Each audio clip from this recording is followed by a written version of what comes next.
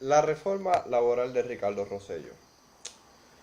Yo realmente no estoy muy claro quién asesora a este gobierno de Puerto Rico y quién ha asesorado en muchos de los casos al gobierno anterior.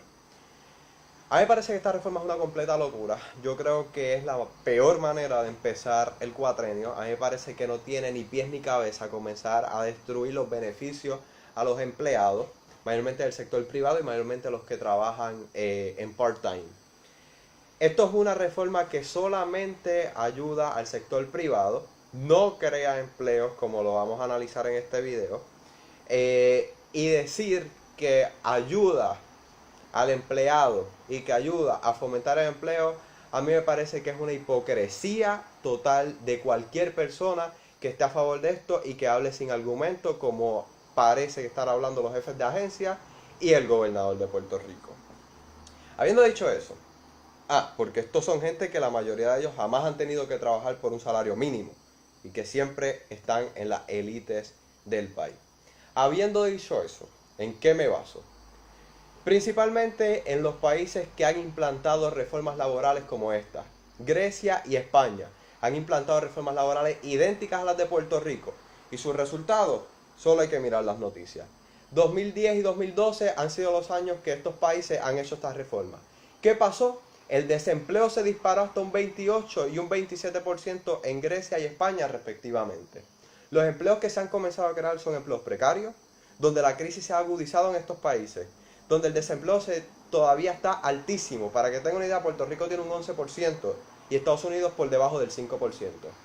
Las contribuciones han caído, por lo tanto, este tipo de reforma no crea empleos, todo lo contrario, los destruye y los pocos que crea son sumamente precarios.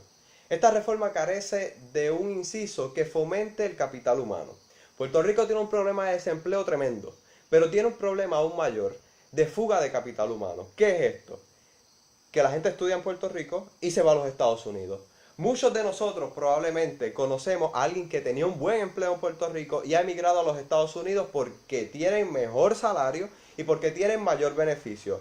No veo en qué se basa este gobierno en creer que recortando los beneficios a los trabajadores, estas personas con alto capital humano que tienen una oferta tremenda a los Estados Unidos van a decidir mantenerse en Puerto Rico si les recortamos sus beneficios.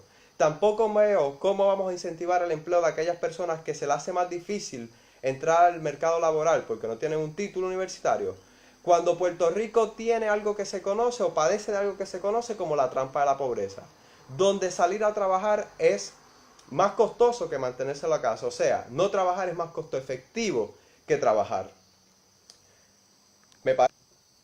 A mí me parece que si a usted se le hace más costo efectivo no trabajar, simplemente no va a trabajar. Y esto mantiene a la persona por debajo de los índices de pobreza. Si le recortamos los beneficios, desincentiva a la persona a salir a buscar empleo.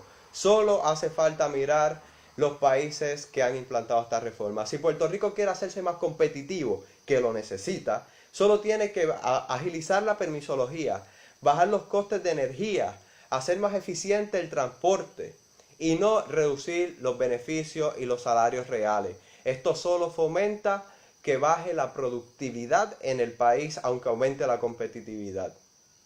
Esto lo vemos en países como Singapur, como Finlandia y como Estados Unidos, donde hay buenos beneficios a los empleados, donde los salarios son altos y su desempleo es prácticamente muy poco.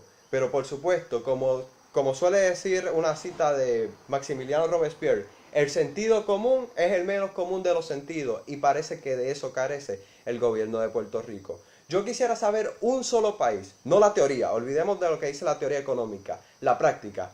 Un solo país que haya implantado este tipo de reforma y que el desempleo se haya reducido y que el empleo que se cree sea un empleo realmente saludable y un empleo próspero, porque yo no conozco ninguno. Solo miremos Grecia, solo miremos España, solo miremos Argentina y veremos cuáles serán los resultados.